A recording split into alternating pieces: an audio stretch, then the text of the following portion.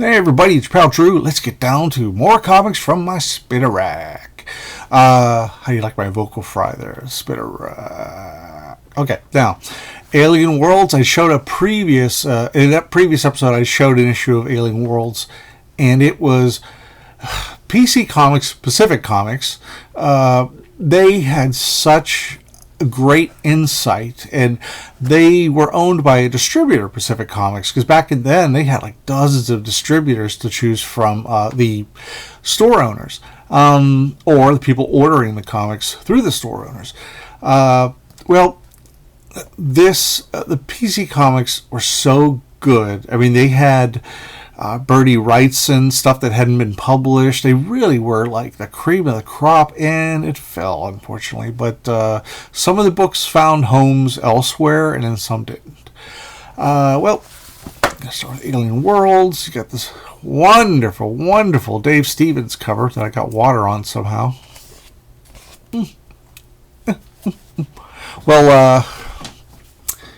Beautiful, beautiful. I like the coloring too. He does his own coloring.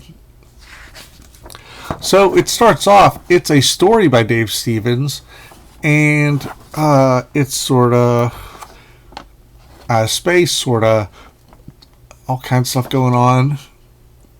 He's learning how, he does folds on clothes very well. I think that's great. So many people have co-opted this, where stuff looks like actual stitching rather than just a flat image. I like this. I love the look of it.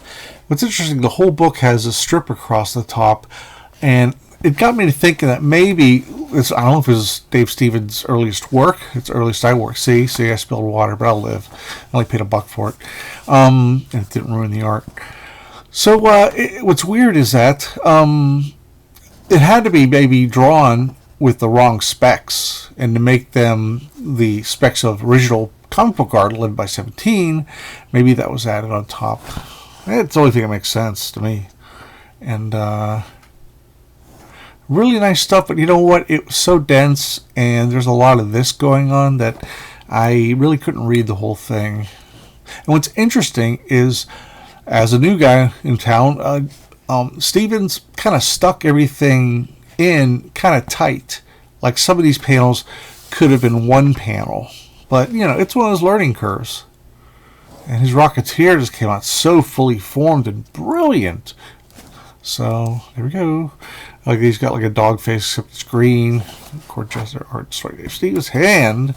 They did Elric for a while, with Roy Thomas, P. Craig Russell, and Michael T. Gilbert. Now, this team actually continued to do it. I think they did it at First Comics, I'm pretty sure, or Eclipse, most likely First Comics. So they have quite a few issues. If you're an Elric fan, it's fantastic stuff. I'm not even an Elric fan, and I love it. Okay, here we got Ken Stacey. Ooh, more water. He had done some stories in Epic Illustrated around this time too. He just had this really cool, like, hard graphic style, and part of it puts me in mind of maybe a little bit of Jim Steranko, which is not a bad touchstone to start. But I like the edges. I love the color. He's coloring himself as he usually does. That's great. I recommend this book. It's really good. Like I said, it's dirt cheap too. Oh, Mind. I forgot about this one. There's Mystic issue 2. Watch for it. Keep watching. Keep waiting. Sorry. That was a dumb, cheap joke.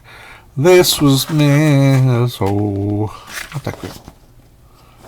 Professionally, it looks brilliant, and it just doesn't do a thing for me. It's a stay away. Well, I found this recently. I didn't know this actually existed because I was buying Avengers when Kurt Busiek and George Perez came back, and I got it mostly for the Perez. I liked Busiek's writing okay, but it's very dense, and I don't find it as riveting as I would, say, a Don McGregor script or a Mark Grunwald script. Like, cause even he fills his pages with words, but they really go a long way. I mean, it's easy to reread those, even though they're dense. And I liked the book, but I kind of quit after like 2 years. After Perez left and after Ordway left, I kept coming back once in a while. And then I had the Kang Dynasty book in a trade paperback, and it looked dense. And I mean, besides the paper being super thick and heavy, it just was a lot of copy. And, I just really couldn't get into it. Like the art.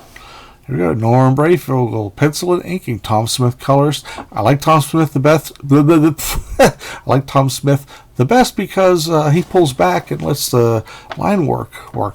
He, inked all of Perez's. He colored all of Perez's work at this period of time in the late 90s and 2000s.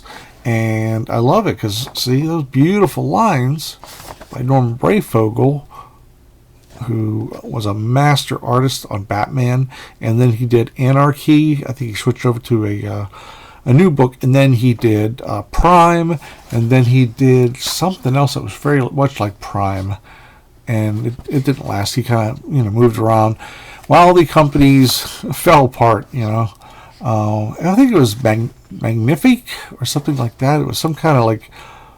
So we're seeing Patsy Walker and Pass from the old Patsy Walker, Millie the Model days from the early 60s.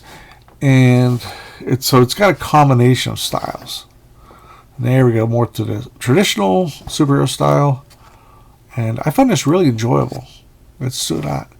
My man Hawkeye. I don't think so. Yeah, I love the new costume that Perez gave Wanda. How's that for a beautiful page? To smash a serpent. I like the upgrade in the uniforms on those serpent dudes. And they're probably more fun to kick. Bam! So it's just wonderful, wonderful. And this leads into the Hellcat miniseries. What's interesting is the colors have totally reverted, switched, except for she has these now. I love it. I love it. It's a good miniseries, but unfortunately there was no follow-up. I guess it just didn't touch with anybody. Now let's go from the sublime to the absolutely ridiculous. I saw this on the stands. No, not stands. I found it in the dollar bin. Secret Defenders I covered before. It started with issue 1, and it was basically Defenders and name only. It was going to have ongoing cast of characters. And of course you had like first issue I showed you Wolverine, Nomad, who was hot for a minute and a half, Ghost Rider, and it really got into this. But this intrigued me because it didn't have any of the big name stars. I just was curious, and here we go. Now, I'm not going to knock on the penciler, and I'm not going to knock on anybody who's doing this stuff. It's a style that was in heavy demand at the time. It was ubiquitous. You just couldn't, walk, next to a stack of comics and not see this kind of stuff. And it's so not bad right now. Well. And I love that cape. That's crazy. But everything was pushed to the limit. Herb Trimpe did it. He did it on his own because he wanted to stay then current. And there were people in the letters pages saying, "Oh, I love this new style. Who's this guy, Herb Trimpe?" And then there were other Trimpe people that were like, "I don't like this." But it was kind of interesting. He actually did catch the eye of some people. I never was into Giant Man being buff. He should have been, but Henry Pym has been through so many changes. I don't see him being a badass like he should have. Given, Hawkeye would be better at it, but I like Hawkeye, so you can't split the difference. Pizza Hut. No one else on Pizza Hut. I like that. I wish the coloring is a little more, give it a little depth there. It's just really wacky. I didn't read it, but I like that. Swarm, the guy with the killer bees as a body. He first appeared in Champions, Marvel comic in 1977 or something like that. And it's just fun. It's just goofy. It's junk food that I like once in a while. So, now, I had high hopes for this when I got it out of the dollar bin. Because when I was a kid, You have to understand, if you didn't grow up in the 70s, if you weren't a little kid at the 70s, hot rods, it's like muscle cars and all kinds of other cars, mostly muscle cars and dune buggies and motorcycles. It was very much part of the American culture. It was just, there was so much cool stuff going on, and there were movies about it and stuff. But I checked this out because I was hoping maybe Alex Toth did some art in here, because he did some amazing stuff I've seen in magazines that covered Toth's career. But I was going to read it, and I'm like, it is so dry. It is so, I mean, you're looking at cars, you look at excitement, and you see a yada yada yada. Oh, first appearance of a car. I don't even know if it's accurate, but yeah, it's just awful. I just gave up. I just looked at it and gave up. So now we're going to Prime Cut of Beef. Invincible Iron Man number 13 with those monochrome covers, save for the blurbs. Oh, I love those monochrome covers. Love it, love it, love it. And the Controller, who was actually a new character at this time. He came out in the previous issue, and I really like it. I don't know if Tuska designed it or not, but here's the thing. George Tuska was new to the strip. He had done some other stuff like inking, a little bit of John Buscema, a little bit of inking on just a variety, just to get the feel of comics. He did finishes over Kirby's layouts in Tales of Suspense, the Captain America side of the book. Johnny Craig, who is a legend in EC Comics, he took a back seat to be inker, but it's a great combo. It is a great combo because Tuska can get a little out of hand, and he some of his faces are a bit too stodgy or something. And note the layouts. This is during the time when Neil Adams was shaking up the comics world. So people like Tuska, people like Gene Colan just really took advantage of that. And they did great. Really great stuff. I love it. And Johnny Craig sort of kept a little bit of the Gene Colan feel when it came to like the mask. And yeah, I mean, I follow it easily. Even with the different... Love that, baby. Love those roller skates. I probably wouldn't do good on roller skates. If I were Iron Man, I'd have to ditch it because I'm a klutz. I couldn't do roller skates. I couldn't do, I couldn't do, what do you call those things? You know, roller skates or boards. I was just a klutz. See, it's really nice there. Well, here comes the Controller. His power is to put discs on people's mind, on their heads, and he gets their energy, mental energy, whatever. It increases his power. I love that idea. Archie Goodwin came up with this character, and I've always liked him. I had this concept back in 1990. I wrote to Marvel Comics. I looked at all the comics on the stand. They weren't backed and board back then, and I furiously scribbled notes of every single editor and assistant editor at Marvel. And I would write synopsis of stories based on what they take in. I did like a 2-page breakdown of different stories. I had one of them where the Controller, it was going to be a Wonder Man story. When Wonder Man he started doing the California thing, and he was trying to be an actor.